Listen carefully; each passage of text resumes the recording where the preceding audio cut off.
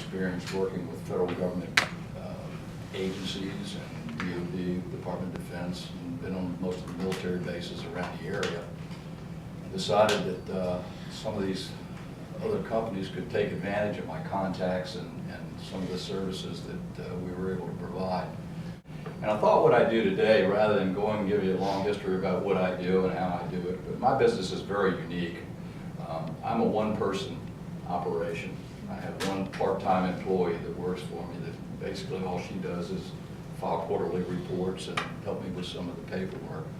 The rest of it I do. And my customers benefit from the association with me essentially because we know how to network to get contracts. I like to brag that we've never lost a project or an opportunity because we couldn't figure out with the government how to make a contract work. And that's what I do, and that's what I bring to my clients.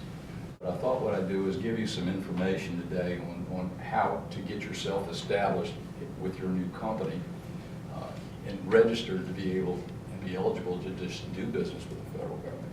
In 2004, then President George Bush signed an executive order that essentially established service-disabled, veteran-owned small businesses as a socioeconomic classification within the Small Business Administration. I think that's important for all of us here in that because you're a service-disabled, veteran-owned small business, there's some entitlements that you probably aren't aware of. The federal government now mandates that about 35% of their government expenditures has to be given through small businesses. And then they break that down further into service-disabled veteran-owned companies, woman-owned companies, minority business enterprises, 8A firms, American Indian, Alouette, and Alaska Natives. I mean, there's a classification and a requirement or a goal that is established in every federal government agency and the DOD to meet these certain goals. For service-disabled, veteran-owned small businesses, it's 5%. So 5% of the total expenditures that the federal government spends on things like office furniture, services, architectural services, engineering, so whatever the government contracts out, has to go to service-disabled, veteran-owned small businesses. And the largest customer, I would say, or the biggest proponent of that this whole act has been the Veterans Administration. So a lot of our companies, and I manage contracts for 2 service-disabled, veteran-owned small businesses now. They just sell office furniture. 3 actually. I've got 3 now. So these folks are eligible to go out and compete on these set-aside orders or opportunities through the Veterans Administration and some of the other agencies. So it's important to know that as a service-disabled vet, there are opportunities for you to go out and sell to federal government customers, whatever services or products that you're going to go to market with. There's a market for them probably in the federal government.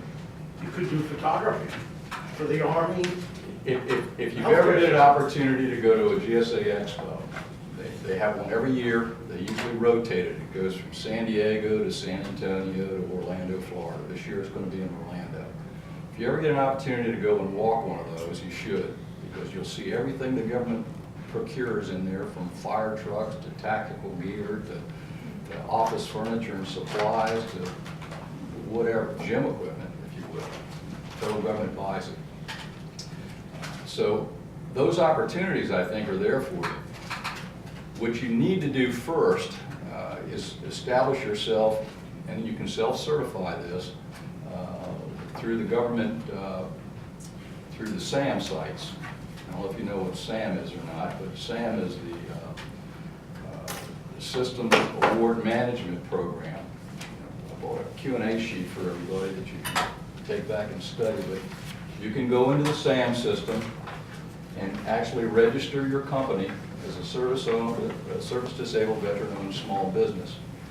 These are annual registrations you have to keep updated, but once you've been to Dun & Bradstreet and got yourself a DUNS number, you can go into the SAM system and register your company. And it's a requirement, Bob. You have to be registered in SAM to do business with the federal government. So you need to go to Dun & Bradstreet, get yourself a DUNS number if you haven't already done that, and then go into the Systems Award Management site and register your company.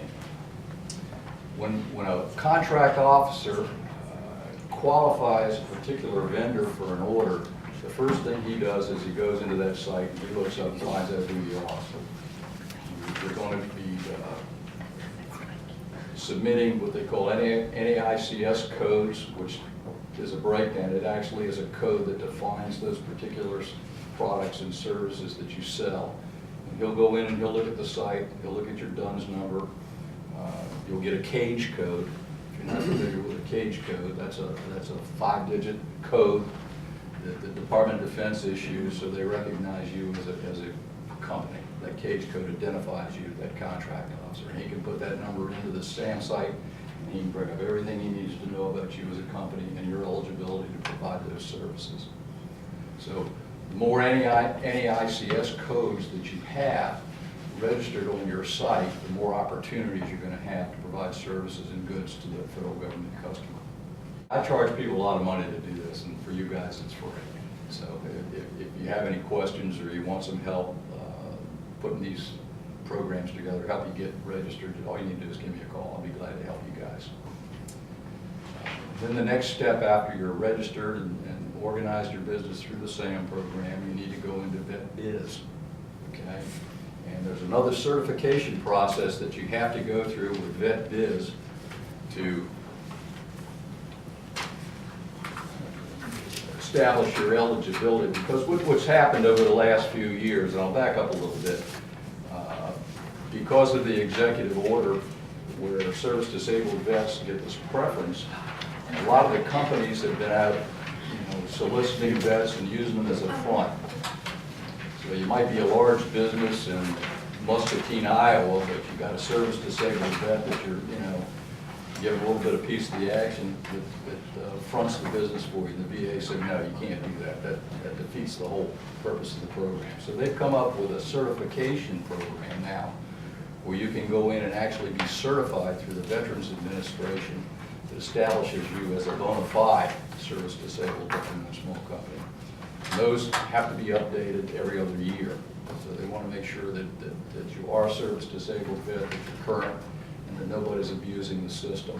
But GSA has done a really superb job of giving information through their website. You got to learn how to go and surf it, but there's a ton of information on there.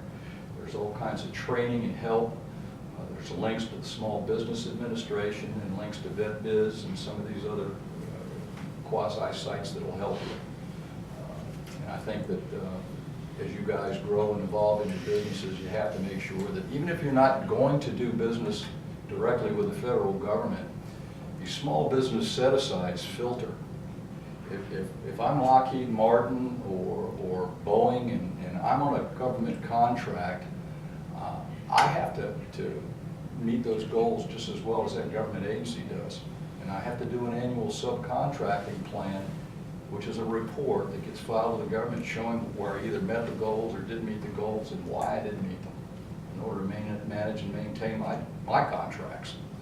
So you'll see as you get registered in the CCR, you'll start getting emails from a lot of these companies and local municipal governments that provide these networking opportunities where you can go and meet face-to-face. Fort Belvoir is a good example. They've got one down there almost every month. They invite people in to network just so they can meet other contractors, small businesses that help meet that goal. So to back up, I think getting yourself registered in the CCR, which is the Central Contractor Registrations done through SAM, getting yourself registered with VetBiz, following through with Dun & Bradstreet, making sure you've got a DUNS number and that you get qualified. Go on to the NAICS, which is the North America Industry Classification System, and find out what your NAICS codes would be for your particular type and style of business. And just make sure that you've got a good rudimentary, basic profile of your company in these sites will help you both commercially and with your federal government opportunities.